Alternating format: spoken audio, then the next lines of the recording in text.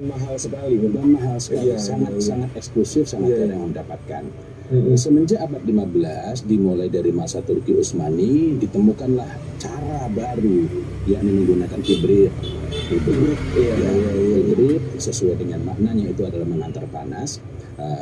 Jadi hibrid yang paling awal itu menjerang air menggunakan apapun itu, apakah yang orang kita menyebutnya ceret, Ceret, ya, iya, iya. panci, itu kan semua termasuk hibrid. Iya, iya, iya. Untuk menghantarkan panas ke air yang dimasak itu ya. Sampai Iya, iya. mendidih, dan kemudian dituangkanlah ke dalam serbuk kopi yang sudah digiling, sudah ditumbuk, dan akhirnya muncul kopi semacam ini. Jadi penemuan metode menggiling, merosting dulu ya, merosting dulu, kemudian menggiling, kemudian dijerang dengan air panas ya, kemudian ditaruh di gelas, ditaruh di gelas ya, atau medium wadah apapun, lalu dituangkanlah kepadanya air panas. Airnya ya sekarang kita menyebutnya sebagai kopi tubruk. Karena kalau orang di kampung mengatakan diarani tubruk, disebut tubruk itu karena ditubruk air panas. Padahal awalnya dari hibrid menjadi. Nah, dituangkan, maka inilah kopi menggunakan hibrid yang paling awal. Masya Allah. Tetapi ketika ada keperluan untuk memperoleh manfaat yang lebih kuat, misalnya untuk berjaga yang lebih lama, maka akhirnya dikembangkanlah metode masih menggunakan hibrid, yakni yakni kopi bubuk itu dimasukkan ke dalam, sudah digiling, dimasukkan ke dalam wadah ya, kemudian dituangkan air dingin, kemudian dipanaskan dengan tuangnya air dingin dulu, dan dipanaskan dengan panas yang kecil, sehingga pemanasan itu sifatnya tidak instan, tidak seketika gitu. Iya. Tetapi apapun itu semuanya dilakukan dalam rangka memperoleh manfaat sebagaimana awalnya kopi itu ditemukan. Ditemukan itu bukan berarti kebetulan. Yang menemukan kopi itu begini. Menurut para ulama ada dua pendapat ya. Pertama mengatakan bahwa kopi itu dinamakan sebagai kopi ismul qahwah. Nama kopi itu min kalimat kafah. Kafah itu bukan kafah, ya, nanti nggak pakai ya kafah itu merujuk pada nama qaryah, nama kampung di Habasyah. Habasyah. Ethiopia. Yang di wilayah itu ada tempat yang lebih kecil lagi namanya Kisha. Ada kafah, ada Kisha. Iya. Tetapi sebenarnya kata kafah itu para ulama lain dan para sejarawan menunjukkan bahwa kata kafah sendiri berasal dari kata qahwah. Lebih dahulu qahwah sebelum ada qahwah. Jadi ketika di Gisha itu yang kemudian akhirnya orang mengatakan Gisha Panama. Sekarang lagi kayak kopi kasta tinggi gitu ya. Itu dari Kisha desa itu. Kisha. Nah, ketika orang bertanya, min aina anta? Dari mana kamu? Maksudnya, saya dari kampungnya kopi. Dari kampungnya kopi. Lama-lama kampung itu jadi bernama Kafah. Kafah ini pernah berjaya sehingga menjadi nama provinsi, tapi sekarang sudah bukan lagi menjadi nama provinsi. Tapi tidak penting pembahasan ini. Yang paling pokok adalah siapa yang menemukan. Ini untuk pendapat pertama ya. Siapa yang menemukan? Yang menemukan itu adalah seseorang yang namanya Khalid. Tetapi catatan nama ini ada ya. Kalau kita merujuk pada hasil riset sejarawan, misalnya kita dapat menemukan pada buku Coffee and Coffee House. Ini karya ilmiah yang oleh Ralph S. Hattas. Atau nanti ada sebuah kitab namanya Qahwa wal Maqahi. Dari judulnya sama saja itu ya. Wal Maqahi. Coffee House. Kopi dan kedai kopi. Ini memang Khalid itu ahlu ribat. Ribat itu teman-teman adalah satu aktivitas yang bukan aktivitas sembarangan ya. Aktivitas Dia aktivitasnya ya. orang yang punya ilmu dan memiliki ghirah untuk membela agama, untuk menjaga kaum muslimin gitu ya. Berjaga Kan? untuk Itu, agama. berjaga untuk Berjaga agama. untuk ketaatan kepada Allah Betul, betul, betul. Jadi ini bukan sembarang orang. Bukan, karena itu kalau ada yang mengatakan ini yang menemukan gembala bodoh, berarti dia nggak paham alur ribat. Jadi alur ribat Atau ukuran bodoh bagi dia mungkin karena yang menulis adalah pihak yang bukan ini ya. karena yang menulis itu tidak mengerti Apa makna makna riba? bahkan tidak mengetahui bahwa menggembala itu, seseorang menggembala bukan berarti mesti dia itu orang yang fakir miskin. Bahkan para nabi adalah para gembala. Gembala. Ini yang kurang aneh ya, kurang literasi Ini aja ahli dia. ribat. Iya betul. Ribat. Dia itu kemudian berpikir, bermunajat kepada Allah Subhanahu wa taala, berusaha dengan sungguh-sungguh memohon isti'anah, memohon pertolongan kepada Allah Subhanahu wa taala agar mendapatkan petunjuk, sesuatu yang dapat menguatkan punggungnya, menegakkan punggungnya, menjadikan dia mampu memicingkan mata, berjaga di jalan Allah Subhanahu wa taala itu. Dari situlah akhirnya bukan setahun, bukan 2 tahun, lama betul dia perhatikan, dia berusaha untuk memperoleh petunjuk itu, dia berupaya apa yang bisa menguatkan dia untuk berjaga.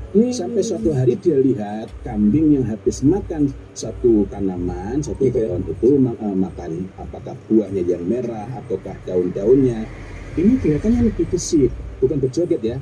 Seger pokoknya gitu ya. Iya, seger. Energik gitu. Energik. Karena nanti sebagian tulisan-tulisan yang saya nggak tahu dari mana itu Ada berjoget. Ya.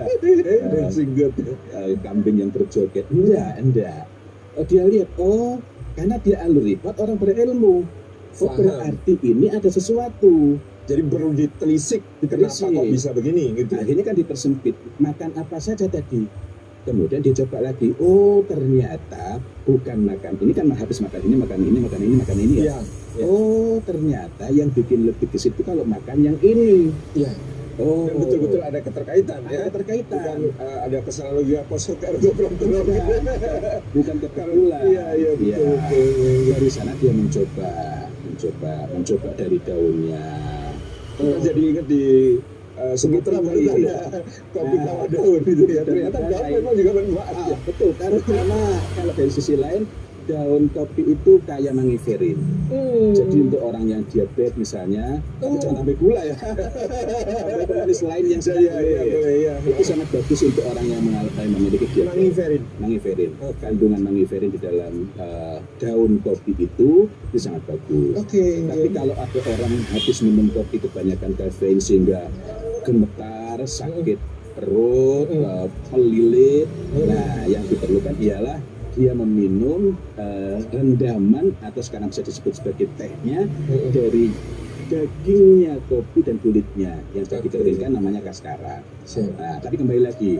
Oke teman-teman, jadi dari cerita Ustaz Fadzil tentang sosok tadi ya, Syekh Khalid, penggembala yang disebut di berbagai literatur disebut penggembala bodoh, ternyata adalah seorang ahli ribat, adalah seorang yang untuk menemukan kopi ini ternyata bukan sebuah kecelakaan, bukan sebuah kebetulan, tetapi sebuah keadaan di mana dia bermunajat dulu kepada Allah, mohon petunjuk, usaha serius, dan itu ditujukan untuk masuk yang sangat mulia, maksud untuk bisa menegakkan punggung di dalam beribadah, di dalam melaksanakan tugasnya dalam ribat gitu ya.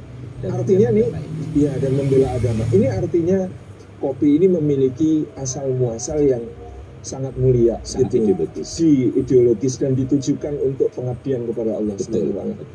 Dalam perkembangannya, ternyata kita tadi ada disebutkan pendapat tentang asal muasal kata kahwa, kopi sebagai nama desa gitu ya. Terus, jadi artinya kalaupun kemudian pendapat pertama mengatakan ismul kahwa, kalimat kafah itu karya fi Habasyah.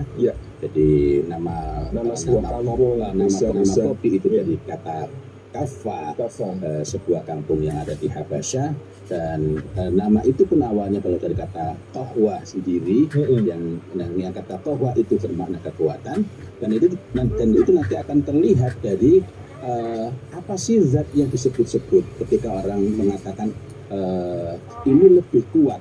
Iya. Di kopi itu pada mulanya Ada yang takaran ditemukan ukuran. adalah yang sekarang kita kenal sebagai Arabica, Coffea Arabica. Coffea Arabica. Itu yang tumbuh di Sidamo, yang tumbuh di Sudan Selatan, kemudian yang Itu masih aliran sungai Nil ya? Ada dia atau beda lagi? nanti akan berbeda ya. Oh, iya. Nanti yang tapi Ethiopia itu juga dialiri oleh Betul, Sungai Nil. betul, iya. Nah, kalau nanti ada kopi yang lebih kuat, mereka menyebut ini sebutannya apa ini, sebenarnya apa? Maka kopi yang lebih kuat, lebih bikin melek itu sehingga nanti kalau untuk keperluan yang lebih khusus, lebih memerlukan keterjagaan, mereka minumnya kopi ini. Nah, disebut apa? Disebut sebagai kowi. Kopi yang kowi Kowi itu kuat bahasa Arab ya. Kalau Kowiul qahwa. kopi Kopi yang lebih kuat. kopi yang kuat. Iya, Nah, iya. ini akhirnya diterjemahkan dalam bahasa Inggris menjadi robust. Robust. Oh, jadi robusta itu pun terjemah dari bahasa Arab Kowiul qahwa. Kowiul qahwa. Masya Allah. Kalau disebut power kan nggak enak juga. Iya. Jadi, robust coffee. Robusta. Kalau nama teknisnya, nama latinnya kan Coffea Carnivora. canifera. Betul. Itu adalah kopi yang tumbuh dari gugus Sungai Nil, Oke. dari Guinea hingga Uganda. Uganda. Masya Allah, sayang sekali saya pas nggak bawa kopi yang tumbuh dari sana nih. Menarik sekali. Lama ini. Ya, ini nanti kita harus tambahkan soal lagi untuk ngobrol-ngobrol tentang kopi. Menarik sekali. Ringkas kata, ini dikonsumsi ketika orang memerlukan keterjagaan diri dalam ketaatan kepada Allah yang lebih kuat lagi. Oke. Nah, tapi ala kulli hal, oh iya, lalu zatnya apa? Ini Zatnya apa? kan orang taunya kafein gitu nyebutnya itu Kafein. taunya dari bahasa Inggris gitu. Iya. Padahal Nah, dari kata kafa itu apa ya? akhirnya cukup kafein gitu ya. Kafein ya. Jadi kalau kita bentuk formatnya kafein itu berarti orang-orang kafa sebenarnya. Yang dimaksud Yang dimaksud adalah di situ. di situ. Kalau kowiul qahwa berarti kafeinnya itu lebih kuat. lebih banyak. Nah, tapi kembali lagi bahwa ternyata ini pun hubungannya dengan kekuatan. Pendapat kedua mengatakan karena munculnya hampir bersamaan, kopi itu berasal dari kata kuah. Ini merujuk pada asal mula ditemukannya kopi di kawasan Son'ah di Yaman. Tapi karena kopi itu distribusinya keluar melalui pelabuhan kota Mocha, orang sebagaimana orang-orang Eropa sulit menyebut Khalid menjadi Kaldi. Khalid sebutan populer, panggilan populernya Khaldi, susah mengucapkan jadi Kaldi. Kalau kita ke Jepang ada kopi Kaldi kan?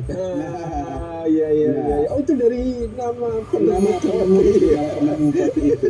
Iya. Nah, maka dari kata al-mukha ini Al-mukha, ya. orang susah kayak menyebutnya mocha. Mocha. Karena penulisan al-mukha ini sampai sekarang Pakai itu MOCHA. pakai kha, itu pakai transliternya pakai CH waktu CH. itu ya. Nah, dari kata mocha inilah lahir kata mocha pot, Oh, mocha iya. latte. Cappuccino. Kita tahunya Italia ya, padahal ini adalah bahasa Arab gitu Dari ya. kata mocha Mocha, itu. iya. Atau kadang-kadang disebut juga sebagai kopi Sanani. Sanani. Ya, Sonani ya. Sonani orang susah mengucapkan jadi Sanani. Sanani. Kalau Sonani nanti kita tahunya ulama Imam Sonani. Kalau bahwa Sonani itu masya Allah. Saya seumur hidup itu baru ketemu 3 kali. Kopi yang betul-betul Sonani. mocha. Ya, Mocha. Sonani itu ya. Iya. Mocha itu betul-betul sangat berbeda. Seperti ada coklatnya, seperti ada susunya. Itu memang tumbuh di muka. mocha. Iya. Mocha. Di Son'ah. Bisa nggak malah? Di Son'ah, tapi distribusinya melalui Pelabuhan muka. pelabuhan mocha. Oke. Akhirnya orang menyebutnya kopi mocha. Oh, yang bisa ditanami kopi di sananya. Di sana. Oke. Nah, di sana. Kayak buku Palembang. Di Palembang nggak ada pohon duku. Adanya di Pemering. Oh iya. Masya Allah. Nah, itu kita juga begitu. Nah, di Son'ah inilah berhimpun ulama-ulama. Betul. Masalah Son'ah ini tadi. Iya. Mereka mengkonsumsi kopi itu juga dimaksudkan untuk kuah, untuk kekuatan. Jadi dari sini kita mendapatkan pelajaran bahwa apapun itu, mau pendapat pertama maupun kedua, ini menunjukkan bahwa kopi itu memang asal muasalnya dari ketaatan. Masya Allah. Kalau kita merujuk pada masanya kapan itu ditemukan, ini berada pada rentang tahun 850 Masehi. Masih zaman Abbasiyah ya. Abbasiyah. Betul. Dan karena hirah mereka itu untuk menyebarkan, mendakwahkan Islam di kemana-mana, maka di tempat-tempat yang telah menerima dakwah Islam ini, mereka memperkenalkan kopi. Dibawa. Karena itu kita ini kenal kopi jauh sebelum Belanda kenal kopi. Itu makanya salah kaprahnya kadang-kadang orang bangga banget dengan mengatakan ini kopi diperkenalkan oleh Belanda ke Indonesia. Betul. Enak saja kita kan. Iya. Ya, sebelum itu sudah jauh lebih. Saya membaca buku, kalau yang jelas kita bisa baca dalam buku The Landbouw in the Indische Archipel. Oke. Ini buku berbahasa Belanda. Saya tidak tahu membacanya sudah pas karena saya penting tahu Indonesia. Iya. Kakek saya kalau yang bisa bahasa Belanda terakhir, generasi terakhir yang bisa bahasa Belanda itu. Nah, dalam buku itu disebutkan bahwa kopi itu pada tahun 1616, periode kedua Belanda datang ke sini. Ya. Kopi itu merupakan genetics drank, minuman rakyat, minuman yang membahagiakan rakyat. Artinya ketika Belanda masih haram minum kopi, ingat ada haram ya. Itu ternyata ada fatwa. Karena gereja memfatwakan bahwa kopi itu adalah minuman iblis dan orang-orang kafir, infidel. Betul, karena waktu itu identik dengan Turki Utsmani gitu ya. Betul. Dan sebelum Turki Utsmani pun Abbasiyah. Iya. Hingga suatu saat 4 tahun setelah rombongan pertama Belanda ke Indonesia, waktu itu masih disebut Jawa. 1596 itu masih disebut Jawa. Ada Ardul Jawa, Pulau Jawa, ada Biladil Jawa. Oh iya, Ardul Jawa itu pulaunya, Biladil Jawa itu seluruh lebih luas dibanding Indonesia sekarang. Iya. Itu mereka masih haram minum kopi. Ketika mereka datang gelombang kedua yang memang by design proses awal untuk menjajah, saya membaca buku Prelude to Colonialism, The Dutch in Asia, terus oleh Julian van Hoor. Ini penulisnya orang Belanda, tapi di Belanda. Nah, ini waktu itu masih haram. Belanda sudah beberapa tahun di sini. Pada tahun 1637 saja omsetnya VOC kan dari tulip dan rempah-rempah di sini besar di dunia waktu besar di dunia. Ya. Tapi saat itu mereka belum berdagang kopi, karena kopi masih haram buat mereka. Walaupun tahun 1600 pas, nggak pakai 601, nggak pakai 602, Ippolito Aldobrandini alias Paus Clement ke-8 sudah membaptis istilahnya. Dibaptis ya. Dan dimasukkan agama Kristen. Dia mau begitu gitu. Jadi sudah dimurtadkan. Jadi sampai harus diritualkan ya. Karena memang dulu dianggap sebagai minuman orang Muslim, iblis dan orang kafir. Yang dianggap orang kafir kita Muslim ya. Jadi dibaptis dulu baru disosialisasikan perlahan-lahan ya, pasti zaman itu belum ada medsos, belum ada YouTube. Tahun 1652 barulah ada kafe pertama di Belanda. Itu pun tidak semua kota. Jadi Belanda yang ada di sini, temennya di sana sudah minum kopi, sini masih haram. Belum ngerti fatwa terbaru. Tahun 1697 mereka mulai menanam kopi di Indonesia ini di Biladil Jawa. Bukan karena kita nggak ada kopi, tapi karena mereka tahu, kalau ini sini tempatnya, gitu ya. Sudah genetics drank. Tapi rupanya penanaman pertama itu gagal. Maka mereka kemudian menanam lagi. Pada tahun 1707 mulailah mereka mengekspor, membawa ke Rotterdam. Kita ingat di Rotterdam ada kantornya VOC yang kecil banget dia. Lebih kecil di dekat kanal itu kan. Banyak kan besarnya.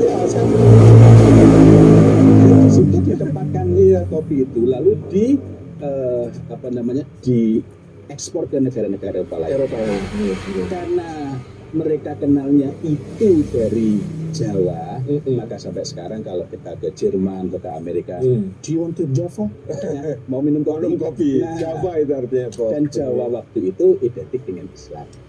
Setelah Belanda kalah dengan Diponegoro, itulah Jawa dipisah dengan Islam. Ya ini semakin menarik ya.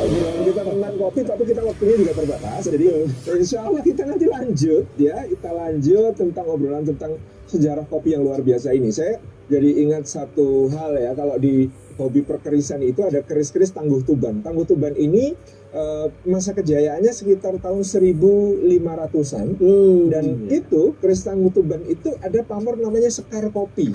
Sekar kopi. Ini batik saya batik kopi. Batik tulis kopi. Itu Sekar Kopi, bunga kopi itu sudah dikenal di Nusantara jauh sebelum kedatangan Belanda. Bila di Jawa. Nusantara itu sebelum itu. Sempit. Ya, ini yang kemudian menarik gitu ya. Jadi ternyata kita dalam mengenal kopi mendahului negara-negara Eropa yang sekarang kayak mendikte kita gimana caranya minum kopi. Seakan-akan kalau kita minum kopi harus pakai cara mereka gitu ya. Padahal ini tadi saya menikmati tubruk nggak terasa sampai habis gitu ya. Wah, ternyata tadi ada salah satu tradisi juga. Ini tadi ditambah sama Ustaz Fazil dengan air mawar.